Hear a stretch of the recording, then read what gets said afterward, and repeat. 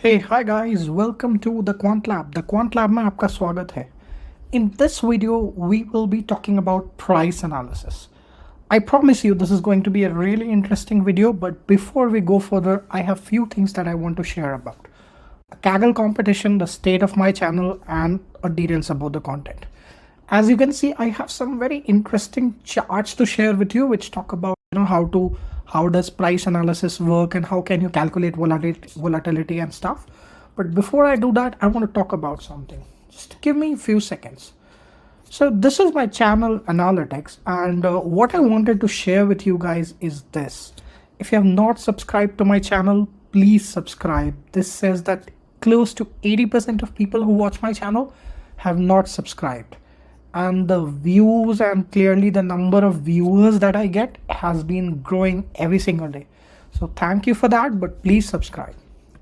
Next thing which I want to talk about is there's an amazing Kaggle competition running, which is about forecasting and stock price prediction. So if you are somebody who enjoys the type of content that I create and you would want to give it a good practice, this is a great opportunity for you. It's given by a company called Optiver and they do trading, and the idea is you have to predict US closing prices. And there's a hefty prize money that you could probably, there's enough time to go about it, and you can think about this as a playground or a practice for yourself. So that was my few seconds. Let's get back to it. So what I want to talk about today is price analysis. Now, what is price analysis is we get prices in different formats, right? We have OH, open, high, close, low, adjusted close, and volume, right? We call that OH, HCLV. And what we are going to do today is take a stock, State Bank. If you have been following my content, that's what I keep, and then do a little bit of analysis about it. Take a look at how the price movements have been over the years. Take a look at how to calculate log returns. Take a look at how to calculate volatility and understand how volatility and returns are influencing each other, and from an analysis perspective. This is another video in the series Python for Finance, and this is aimed for foundations. So if you're new to algo trading, this video is really for you. All right, so the standard imports, I'm just looking at my screen. Hope you guys are able to follow through. Let me just make this a little bigger. So this is very standard. I have some standard imports: NumPy, Panda, Yahoo Finance, DateTime, Matplotlib, Seaborn, etc. That's pretty much it. Occasionally I use TLib for calculating technical indicators and other libraries as far as there's a need to do if you are doing backtesting and stuff, but there's nothing of the sorts happening in this video. We'll download the data, standard stuff, get it in a symbol, put some data around it, and do a yf.download. Just see how it is. This is OHLC, okay, not VAV, but that's what it is. For the conversations in this video, I'm going to remove everything and I'll show you how to do that, and I'll just focus on adjusted close because that's what I'm interested in. So right now you can see that the data is clearly, since most of it is price data, the first four, it's given in float 64 because obviously decimals, and then volume is an integer which doesn't have decimals, so it's given in 64, which is a great way of putting D types. Very nice way of packaging by Yahoo Finance. What I'm doing is just doing drop of OHLCV data because I don't need it. I only need adjusted close, and I'm going to do in place is equals to true, which actually makes the transaction complete, like commits the actual variable. Say, and then I'm going to rename adjusted close to put an underscore in between, and then look at it. So now what we're going to do is do a couple of calculations. One is simple returns and second is log returns. Now it is important to understand simple return is just the percentage change between 2 days or over a given period. You can group the data and look at differences, variety of which ways. PCT change.pct change is the function that can help you do that. You can calculate this manually by closing minus today's open minus previous day's close. You can look at the difference, and that can also give you some sort of a percentage change. The second thing we are trying to do is calculate log returns, and we are creating two new columns, and this is created by dividing the adjusted close by shifting 1 day, right? So there's 1 day shift in the denominator and natural log of the adjusted close price. Why do we need closing price? It's simply because closing prices are additive over time. Sorry, log returns are additive over time. You can add over a total over a given period and get the total log return of that for the time period. But if you get different percentage changes every single day and you add them up, they will not be additive. They could lead to inconsistent results.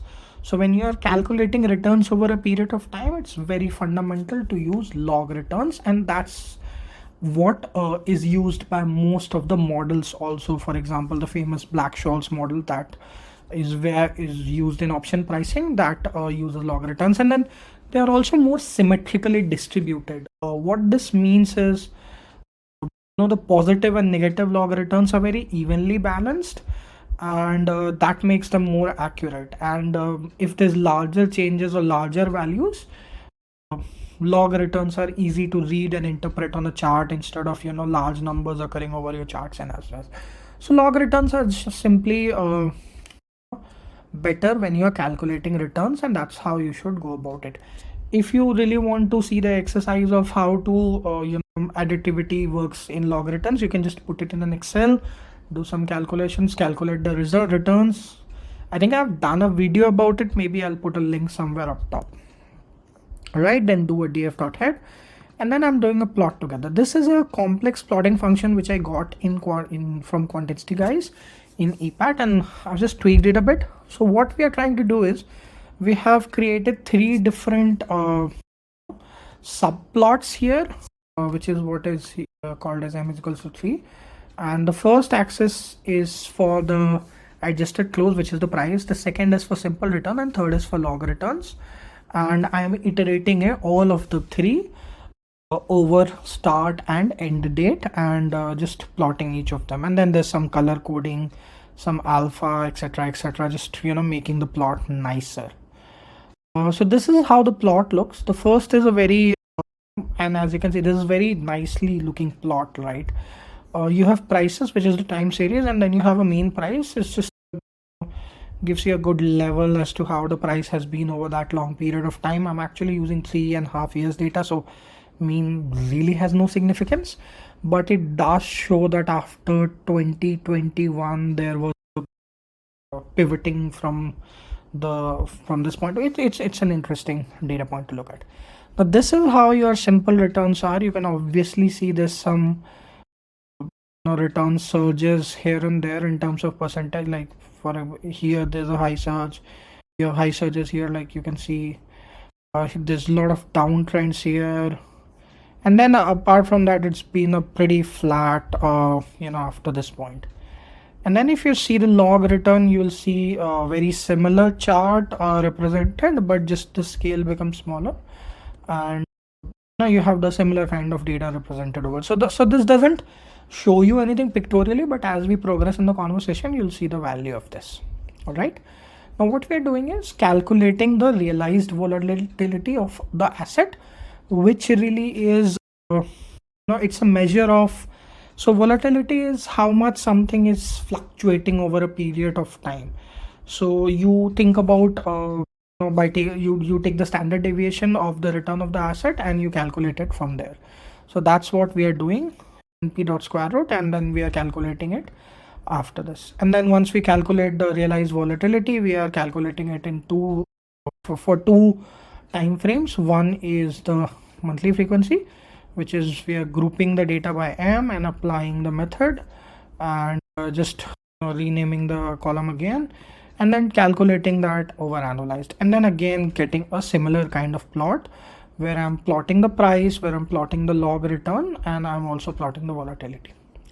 All right. So as we can see that this is the price over time, which we have seen before. And then if we see the volatility is this line, and these are the log returns. So if you see the log returns where there is a large flux at this point, these 2 points, volatility has been really high and peaking out.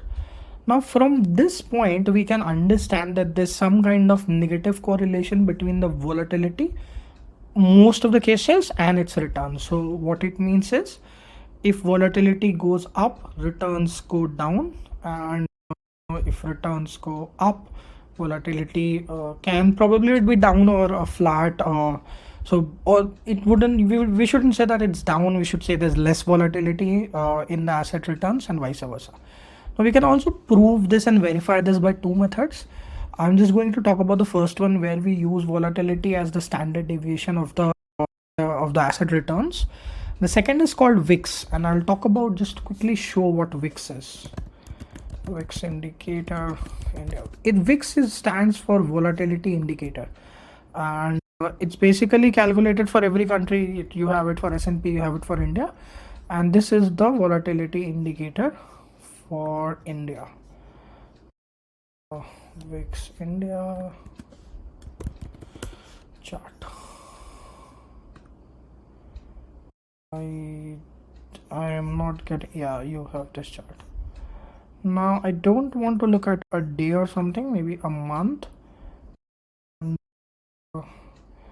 If you see this, you can very clearly see that this is Nifty volatility. You can very clearly see that the volatility has been very high and then low and all that. I don't think this is the actual Nifty one. I think the numbers are usually in points. Okay, these are in points, my bad. So there was a period where the volatility was very high and then suddenly it shot down. So this is basically how the fluctuation is happening for Nifty over a period of time. I think there was a day during this time period. I don't know, I think this was probably COVID, because I'm looking at a very long time period when this would have happened. Otherwise, over a period of the past few years, we can see that's decreasing. So that's volatility for you. You can look it up. It's used as a feature if you're doing machine learning, so it's important to be aware about it. Now, what I've done after this is I've taken the log returns and taken some simple moving averages of it, which is just rolling. Sorry, not moving averages, rolling standard deviations. So there's 21 day and 252 day, and preparing same kind of chart. So what we have is the same time series, and then you see this is the log return, and then you can see the 21 day moving average of volatility. When we see that, this chart can clearly show that there's pattern when the prices are going up and when the prices are going down, when the log returns are going up versus down. There's some sort of volatility. That's you can trace that in here. Over a longer period of time, you can see and say that for State Bank of India, the volatility is going down. So yeah, that's probably the conclusion you can derive over a 3.5 day period. We can do this exercise for a shorter period of time also. We can actually change to a different symbol and just run it, and you would probably get it for a different ticker or something like that. If this pops up really quickly, I'll be able to show you. Now there's some sort of challenge in getting the data, never mind, but this can work pretty fine. I don't think ICICI might be the right term. It might be bank or something, but that's not the point. So using this method, using what we have just talked about, you can very happily do some price analysis and understand how is the volatility of the data, how are the returns being calculated, is there some sort of a correlation between them and stuff. From this point in time onwards, we'll move forward to a couple of more conversations like time series analysis and go into more deeper stuff like arch modeling, gauge modeling, ARIMA, stuff like that. So stay tuned for those next videos. Thank you for watching. Please do subscribe. Bye bye.